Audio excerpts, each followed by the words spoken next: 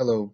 So I want to discuss some very important geopolitical issues and some very important things going on in the world today. This is going to be quite a long video, and I'm going to speak very candidly about my views, but it's one of those things, like I mentioned in the previous video. I think that a lot of the time our opinions come down to social context, national context, and a range of other factors, including what information we are subjected to, what news sources.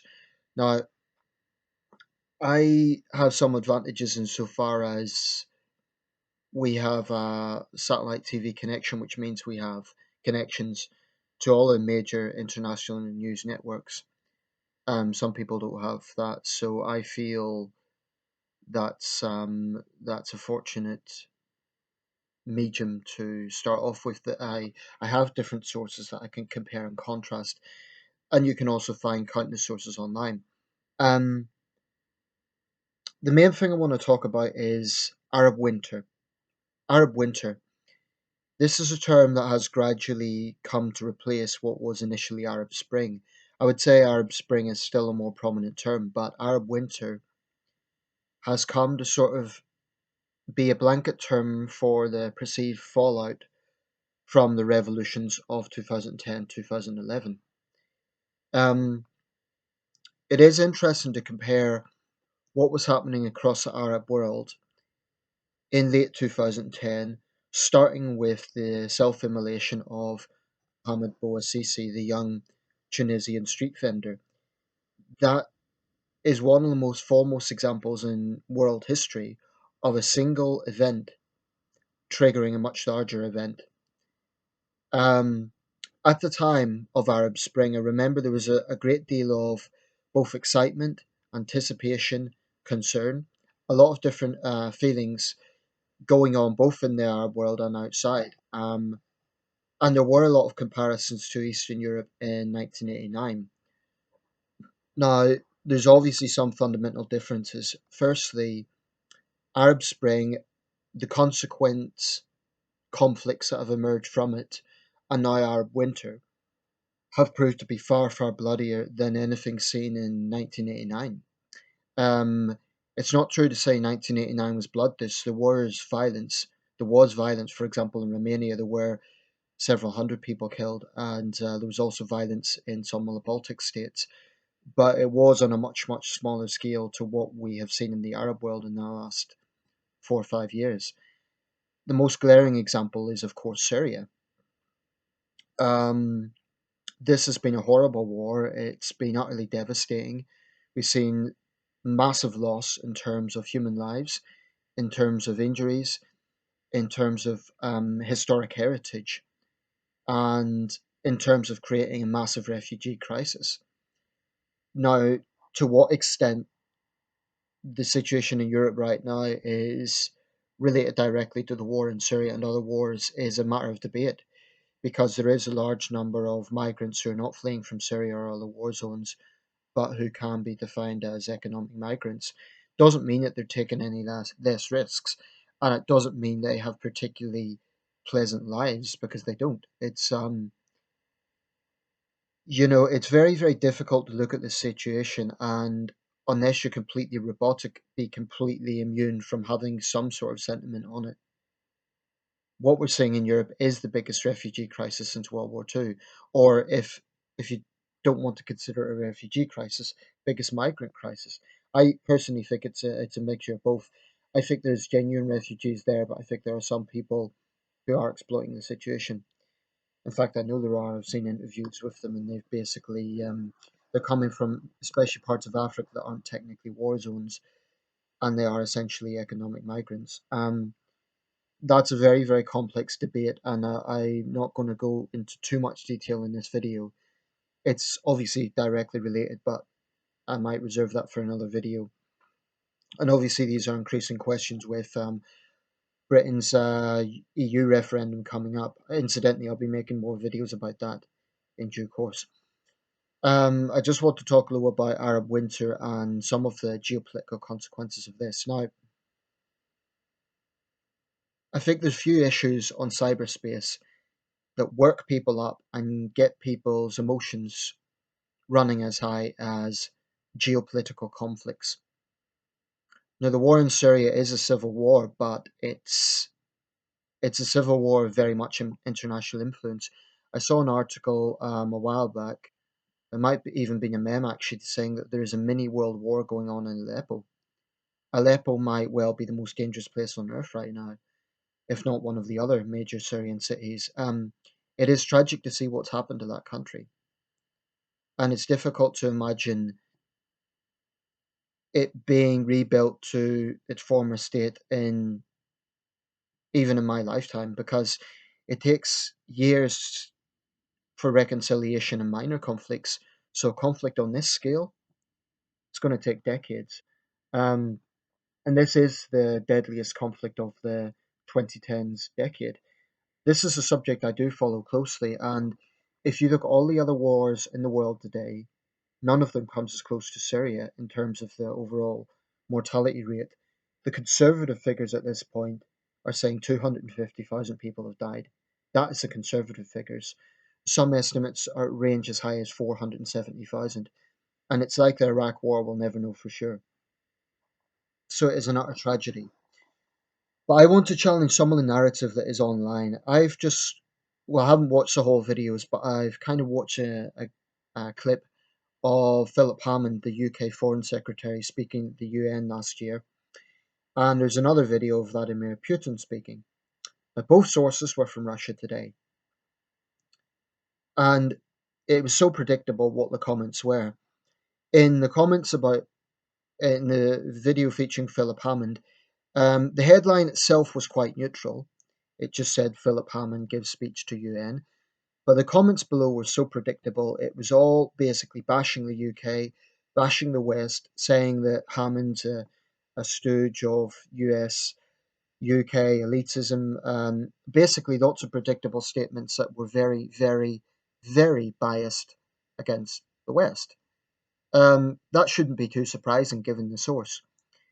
Now, the Putin video, not surprisingly, it's exactly the same thing in reverse. Putin could do no wrong. This is the only man in the world who speaks sense. This great man has saved Syria. All these sorts of statements. And I have to say, it really, really, really frustrates me. And it's not that I am particularly interested in defending Philip Hammond.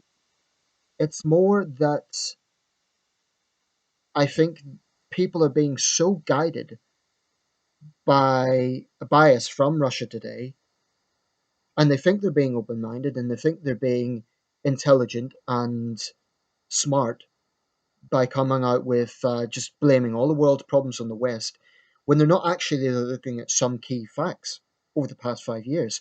So they took at some key facts. I'll get on to ISIS in a minute because obviously it's very important. But I think a crucial issue is the nature of the Assad regime and its approach over the past 5 years. People look at this conflict, and I'm focusing on Syria because it is the predominant conflict of the Arab Spring. People look at it, and their attitude, if they are sort of taking the anti Western viewpoint, is Assad is a beleaguered president who's just trying to save his country from barbaric terrorists. That's the narrative. Now, here's the thing, the Syrian people have been torn between two sides that are as bad as each other. The Assad regime is very, very, very far from innocent. At the beginning of this conflict, people conveniently forget this little fact, but at the beginning of this conflict, there was an organization known as the Shabiha. I don't know if my pronunciation is correct, but basically they were state police. This organization was responsible for breaking into people's homes, terrorizing people on the street, basically thug justice, thug politics.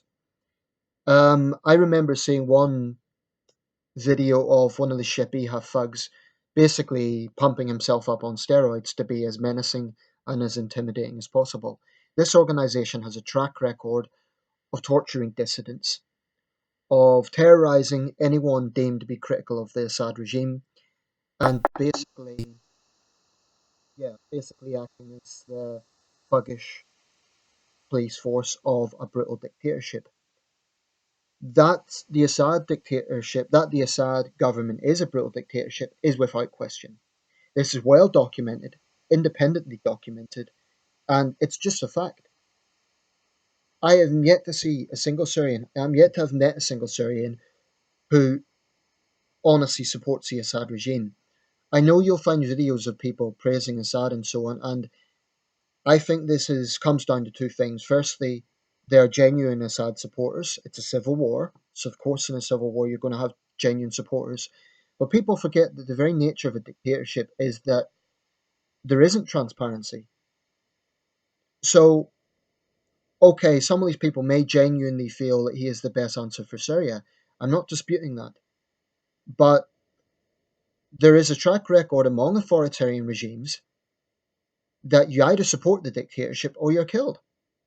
So, how can people say that Syrians en masse support the Assad regime? There's no evidence for that. There is a lot of evidence that many Syrians hate the regime. I mean, the fundamental grievances that arose in Syria were more or less the same as the fundamental grievances in Egypt, in Tunisia, in Libya. And yes, the demographics of each country are different and the social circumstances are different. But some of the fundamental arguments were the same: high unemployment, people being fed up with corruption, people being fed up with authoritarian dictatorships. That is fundamentally the argument that provoked the Arab Spring. Now, can anyone honestly dispute that? I mean, you can say that, if you want to look into the Assad narrative of this, the narrative is basically anyone who opposes Assad is a terrorist. Anyone who opposes Assad must be ISIS or Al Nusra or one of the other Al Qaeda offshoots. What Tony Blair said recently in an interview, and I know his name is poison, so I know it's controversial to mention this, but I think fundamentally what he said was correct. He said that one of the biggest, let's say, errors that governments around the world have made is not looking at the vacuum that filled these uprisings. So there are thousands, if not millions, of moderate, secular minded, liberal Arabs who genuinely want change. I think we need to get away from this idea that these countries are just basically hotbeds for Islamists. It's an insult to the people of those countries. The Islamist factor is absolutely there, of that there is no question. But it's like any situation in the country, when you have a period of turmoil, you have a power vacuum. So, of course, Islamist groups are going to try and fill that. That's the nature of what happens when a country is in turmoil. Now, then that lends to the argument of the dictatorships. You basically need a strong man in charge to keep control. So it's a vicious cycle. The strong man provokes the anger in the first place, provokes the unease, provokes the discontent in society. People rise up. The strong man guns them down in the street, just as Gaddafi done, just as Assad done. And then in the case of Syria, it's turned out far worse than any of the other examples, including Libya. So then people forget the events of 2010 and they just look at 2013 onwards and they think, oh, Assad must be right because he's trying to fight against these brutal terrorists. And they don't stop to consider, well, actually, this is not a case of one side is right, the other side is wrong. It's a case that the Syrian people are wedged between two brutal forces. They have the brutality of ISIS on one hand and the brutality of the Assad regime on the other. And these poor people are basically being used as pawns in a very vicious war. So when people come out with this idea that Assad is right because he's keeping the peace, it's a lot of nonsense. I mean, if your family had been tortured by this dictatorship, would you want him to stay in power? I don't think so. So I don't think it's it's reasonable to just say, oh, well, Assad needs to stay in power to keep control. Because the grievances that started this war in the first place will only arise again. You know, people will say, well, what has been the point of all this sacrifice if the very fundamental cause of it stays in power? And if you look at other examples in the Arab world, if you look at what's happened in Egypt, I mean, okay, it's a different example because Egypt hasn't thankfully descended into outright civil war, but has been a very tumultuous period. Sisi is basically another Mubarak. So unfortunately, in Egypt, the whole thing is circulated around again.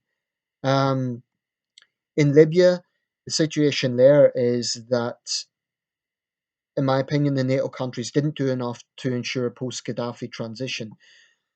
Now, again, people will say, oh, Gaddafi was needed to keep the peace. But again, you're forgetting that his forces were murdering civilians en masse back in 2011. It's all very well to say, oh, Islamists just rise up and it's a case of these governments versus Islamists. The reality is a lot more complex than that.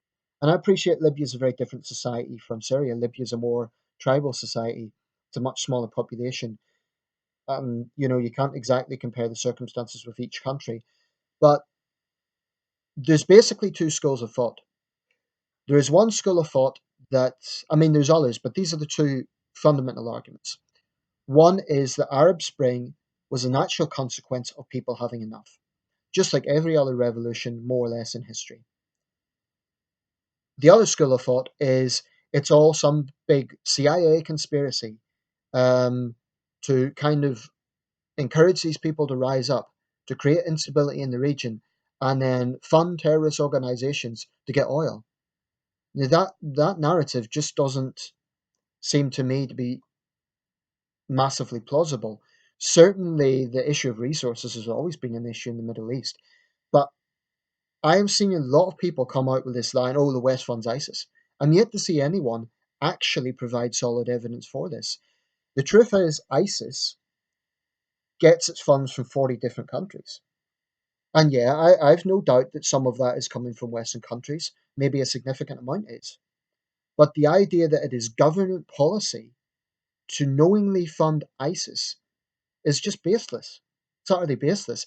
I mean, what that would be like taking poison. What would be the strategic point in that? Leave aside the moral argument. What would be the strategic point of funding an organization that hates your guts and then comes back and attacks Paris, Brussels, and other Western cities, aside from causing a nightmare situation in the cities they occupy in the Middle East? That makes no sense to me.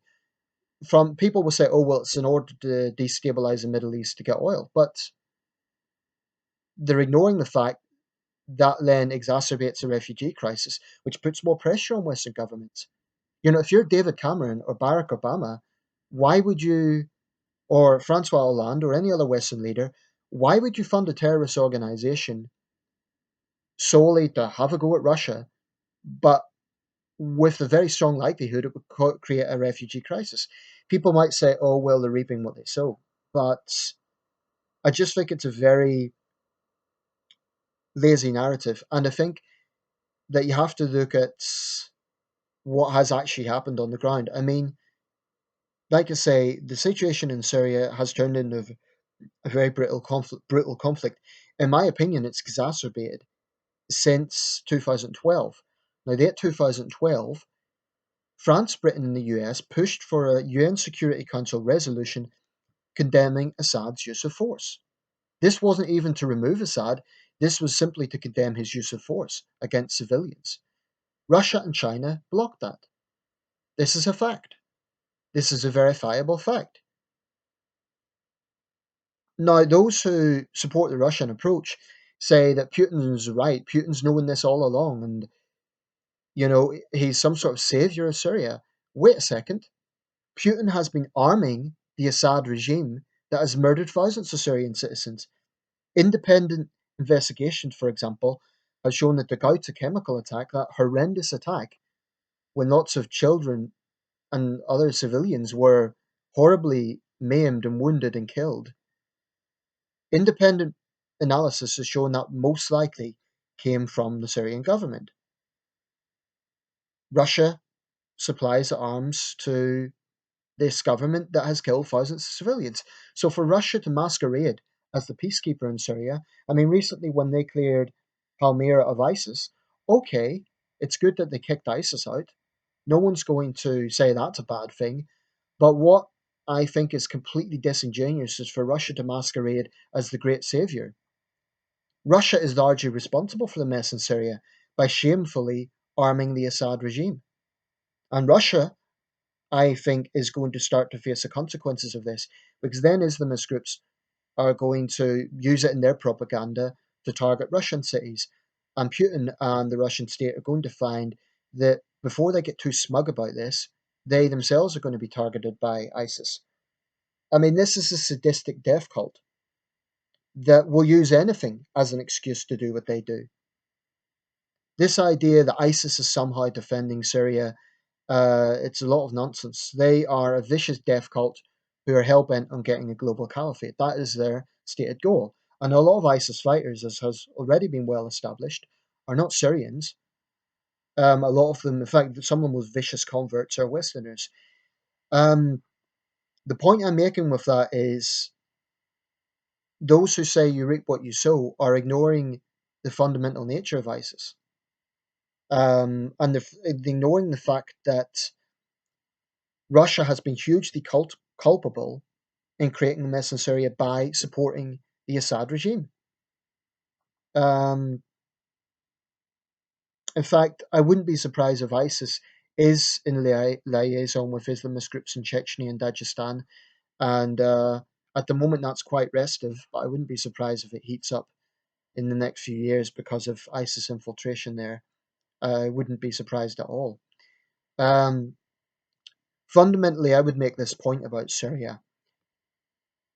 The argument I'm making here is not that the West is innocent. I am not for a second suggesting that everything the West has done has been practical or even moral. What I do resent is the utter hypocrisy of those who present Russia and the Assad regime as the great saviors. That is such a perversion of the facts.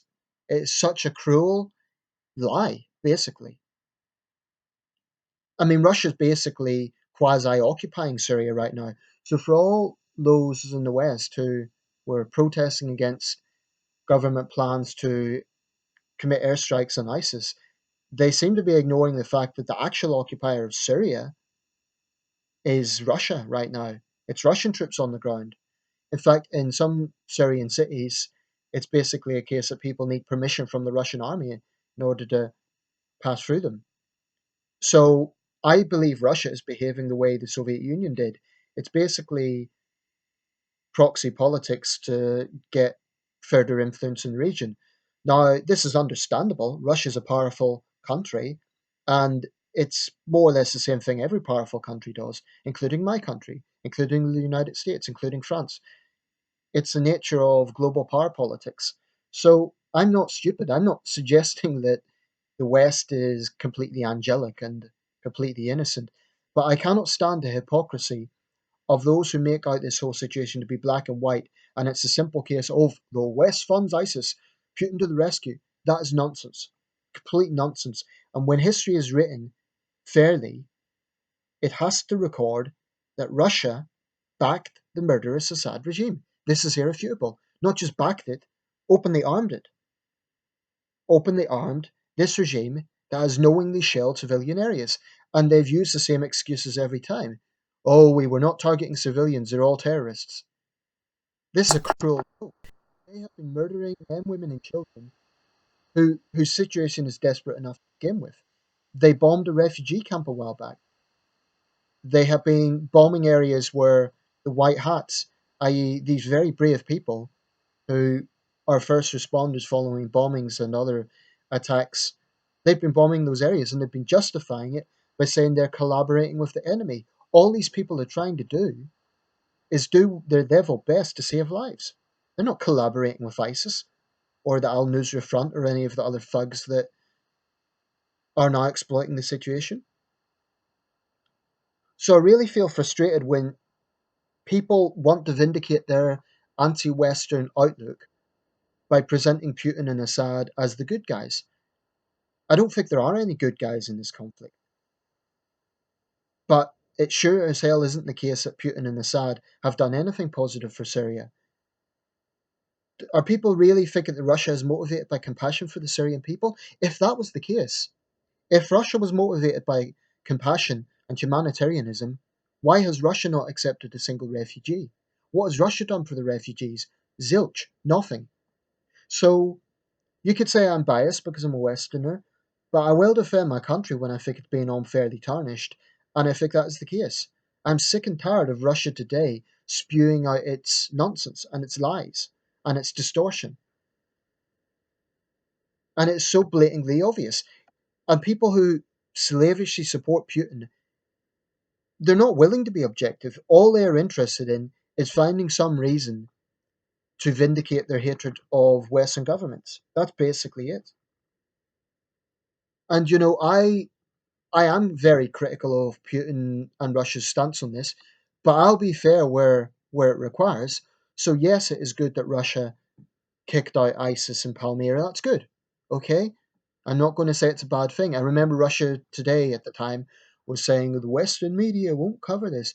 Well, wait a second. Is Russia Today covering the help that Western countries have been given to refugees? No. Every single report they make is about trying to spin the West in a bad light, and I'm so sick of it. Russia Today is a complete disgrace to journalism. It's a neo nationalist mouthpiece that basically is only interested in towing the Kremlin's line and making out Putin to be this great figure whose policies are entirely benevolent for the region. All Russia is interested in is inserting its influence in the region. That's it. I don't think Russia is remotely interested in any sort of humanitarian objective here. As for Russia, to get back to other situations, I remember Russia was lecturing the West for the intervention in Libya, which, by the way, was demanded by protesters. They were pleading on the streets for Western intervention. Now, you can say it was right or wrong, okay, but that's a fact. I remember at the time seeing people on the streets of Benghazi saying, please help us. The regime is killing us. And I remember shortly afterwards, they were cheering Britain and France on the streets. Don't believe me? Look it up. I think the problem with Libya is because it is a tribal society, that again wasn't taken into account. And it's one of the fundamental mistakes the West, I would say, makes. It always underestimates the vacuum that is left when a dictatorship leaves. I am starting to come to the conclusion that maybe the West should harden itself a bit. So when people are playing for outside intervention, maybe we really, really should reconsider doing that because in the end of the day, we're not going to be fine either way. If we intervene, we're neo-colonialists who are trying to interfere in the internal affairs of another country. And if we don't intervene, then we're callous and indifferent. Yet when Russia intervenes militarily and doesn't help a single refugee, somehow Russia is the great savior. That is completely hypocritical. So how is it any different, Russia intervening militarily in Syria from NATO countries intervening militarily in Libya? Where's the difference? Where's the difference? Because from what I can see, Western governments haven't actually criticized Russia for intervening in Syria, but rather for what its real objectives are. Um, I just think the bias that is on cyberspace is so predictable and pathetic. Um, it is important to put the situation in Libya in context. The death toll there since the fall of Gaddafi has been about 2.5 to 3.5 thousand people. That's a lot of people, but it is a lot lower than what's happened in Syria, and it's also a lot lower than the initial civil war. Now, this isn't to trivialize matters because, it's more or less a failed state. Um, but there's very few things in this world that are black and white, and people always conveniently forget why people want to overthrow these dictatorships in the first place. They constantly look to this narrative that these dictators keep the peace and they keep stability. But that's misguided, in my opinion. Superficially, that's what they do, because they rule through fear and state police and so on. But all it does is build up resentment over time, and you're going to have uprisings. Ultimately, it's human nature. Fundamentally, I think that most people in the Arab world want the same things that people in a lot of countries do. They want accountability, they want jobs, they want the lack of corruption and all the rest of it. It's just that where you get poverty, where you get instability, then that's where Islamists fill a vacuum. And I agree that's a huge issue. I'm not disputing that. I just get fed up with everything being blamed on the West. Aside from being very unfair, it's just not true. It's just not an accurate portrayal of recent history. Because this isn't a case that the West thought, oh, we're going to just back these Islamist groups.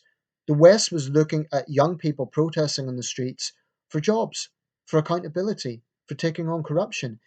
There's a very interesting film, We Are the Giant, something like that. It's a documentary film, and it features the situation in Libya, in Bahrain, in Egypt. I'm not sure if it features Syria or not, but basically focuses on some of the Arab Spring countries. And it's a very interesting documentary, which to me really highlights a lot of the situations here. But I remember when I watched that, it was a university screening. There were a lot of Syrians there, and when Assad was interviewed, there was a resounding sarcastic laughter when he said that he was wanting to protect the Syrian people. This idea that the Syrian people back Assad is totally misleading, and the idea that if they don't, they must be ISIS sympathizers is also nonsense. The average Syrian has equal contempt for Assad and ISIS. And the Assad regime in Syria has probably killed more people than ISIS has. Now, no one disputes ISIS is a vicious, barbaric death cult. There's no question about that. But they're forgetting that the Assad regime is also barbaric. That's the reality. And that's why the situation in Syria is so tragic, because it's basically two sides that are squeezing the Syrian people in the middle. I'm going to round this up soon because I have spoken at length. Okay, I probably seem biased here, and I'll admit that I probably am. But I contend that very few of those who are praising Putin have any objectivity whatsoever. So, okay, I'm biased, but so are they. There's no, you cannot be inconsistent on these things. You cannot denounce the West for being warmongering, then Putin for using military force in Syria as well. It's completely hypocritical. Um, as for results, as for the outcome of this, because fingers can be pointed all day, what really matters is getting some semblance of peace. Possibly the only way that there will be peace in Syria is for some sort of compromise in power sharing. I cannot see a situation where Assad continues as president and the opposition accepts that. People might say, oh, they should accept it for peace, but unless Assad is willing to change and introduce democratic reforms, or that might sound naive on my part, but that's dictators don't change by nature. So the fundamental grievances are still going to be there. And I appreciate that at the moment Syrians care more about fundamental peace than the initial issues that provoked the revolution in 2010. But the point is, ultimately, those issues will just arise again, and Syria will see another civil war in 20 or 30 years. So the fundamental grievances have to be addressed. And I do agree that there should be a collective effort to wipe ISIS off the face of the earth. This is a vicious death cult, and they've basically managed to unite all the great powers in being against them. That's a rare achievement. Very few terrorist organizations manage that. Right now, they are enemies of the world. There's not a single government, except possibly Saudi Arabia, which is another matter, but um, certainly none of the Security Council is allied with ISIS. And those who keep saying that, oh, ISIS is funded by the West, I'd like to see some solid evidence for this. Um, it's nonsensical. Anyway, I'm going to round it up here. I'm sure there's many, many issues that I haven't had time to discuss. It's already quite a long video, so I'm going to leave it here. I appreciate people will not agree with everything I'm saying. I appreciate some people will think I'm full of shit. They'll just call me a Western stooge, all the rest of it. To be honest, I'm just trying to level a playing field, because right now in cyberspace, there is a very strong narrative on a lot of videos that everything is the fault of the West, St. Putin is coming in to save everything, and the Assad regime is just taking on terrorists. This is just a lie. And all I'm doing is trying to balance that out. Thanks for watching.